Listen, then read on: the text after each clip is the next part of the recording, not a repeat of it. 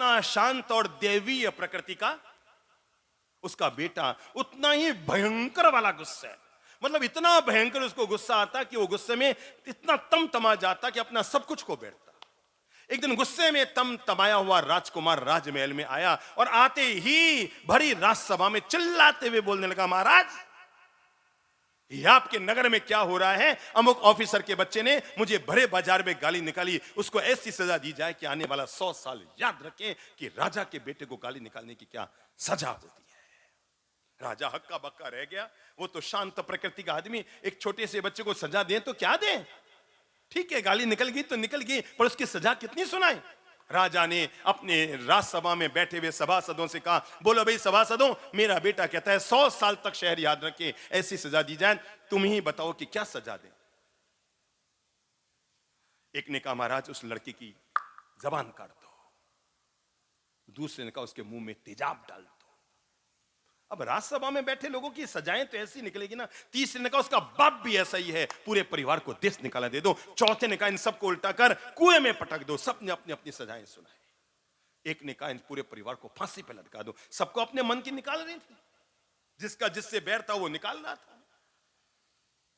राजा ने सबको सुना और अपने पास में बैठे अपने राजकुमार को बुलाया, सिर पर हाथ फेरते हुए कहा, बोल बेटा तू बोल। बस सबका सुन लिया ना।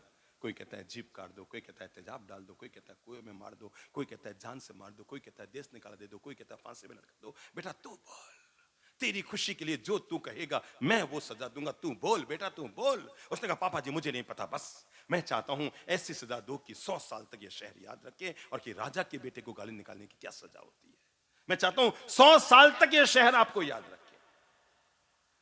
राजा ने अपने पुत्र के सिर पर दोबारा हाथ फेरते हुए कहा, बेटा याद रख, अगर उसकी जबान काटे तो लोग 10 साल में भूल जाएंगे, तेजाब डाला तो 20 साल में भूल जाएंगे, और देश निकाला दिया तो 30 साल में भूल जाएंगे, और पूरे परिवार को फांसी में लटका दिया तो लोग 50 साल में भूल जाएंगे।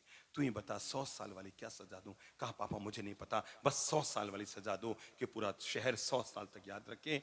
तब उस महान राजा ने खड़े होकर अपने पुत्र को गले लगाते हुए कहा, बेटा मैं सुनाता हूं सजा। 100 साल नहीं, 1000 साल बाद भी कोई संत अपना प्रवचन कहेगा ना तो इस सजा को लोगों को सुनाएगा। और बेटा अगर तूने इसकी गला काटा, इसकी जबान काटी, इसका मुंह में तेजाब डाला, इसको देश निकाला दिया, इसको फांसी पे लटकाया, लोग 50 साल में भूल जाएंगे। मैं बताता हूं तुझे 100 साल तक लोग याद रखेंगे। और तू ये काम कर, तो उस बच्चे की गलती को माफ कर दे। 1000 साल बाद भी अगर कोई संत प्रवचन देगा तो तेरा नाम जरूर लेगा। तो इस बच्चे की गलती को बोलो बोलो बोलो माफ कर दे। और अगर तूने माफ कर दिया ना, सच मानना, जिंदगी में जिसने दूसरों की गलतियों को माफ कर दिया, भगवान उसकी हजार हजार गलतियां माफ कर देता है। 1 मिनट आप और बैठिएगा सभी लोग। हाँ, कल अंतिम प्रवचन, अंतिम तो कैसे कहूं, फिर आएंगे, पर इस प्रवास का हमारा अंतिम प्रवचन है। पाली हमें बहुत पसंद आया हुआ है, सच्ची कहूं।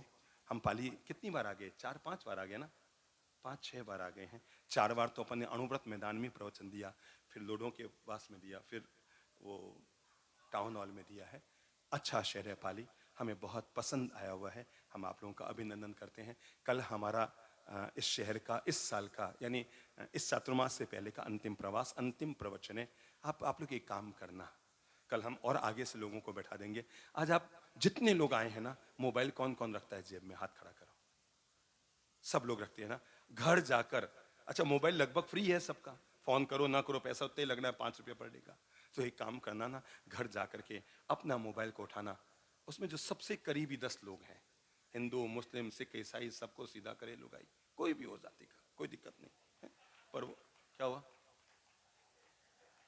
आप लोग खुशियां पाते रहो बस। कुछ मुझसे गलत निकला?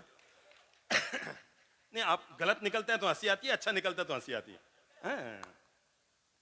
तो 10 फोन, ओम जी आप भी ध्यान रखना है, 10 फोन अपने सबसे करीबी, राजलोड लुणिया कहाँ है, ऐसा नहीं कि मैंने तो सब कर दिया, आप भी 10 फोन, सब ध्यान रखना। 10-10 फोन ये करना, जिसने 10-10 फोन कर लिया उसको ये पूरा प्रवचन कराने का लाभ मिल जाएगा, ये पूरे सत्संग माला का उसको लाभ मिल जाएगा। और 10-10 फोन करना भैया, मेरे कहने पर केवल एक दिन, कितने दिन, एक अंतिम दिन तू आ जाना।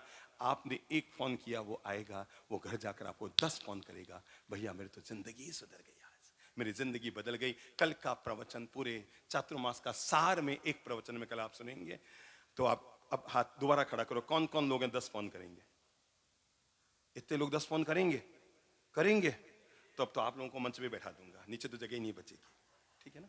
हमारे बीच पूरे देश भर के अत्यंत लोकप्रिय शावक, जो इंश्योरेंस कंपनी, जो भारतीय जीवन बीमा निगम या इंश्योरेंस कंपनी के पूरे विश्व के चेयरमैन रहने का सौभाग्य लिया, पूरे सकल जैन समाज में पहले वो व्यक्ति हैं। और आज ओसवाल सिंह सभा पूरे जोधपुर के वो अध्यक्ष हैं, संबोधि धाम के संरक्षक हैं, और पूरे देश के इतने उच्च पद